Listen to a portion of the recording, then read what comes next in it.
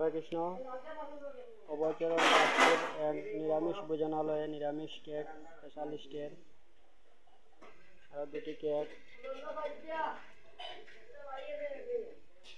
এই দুটাই কেক কাস্টমারের পছন্দের ডিজাইন অনুযায়ী।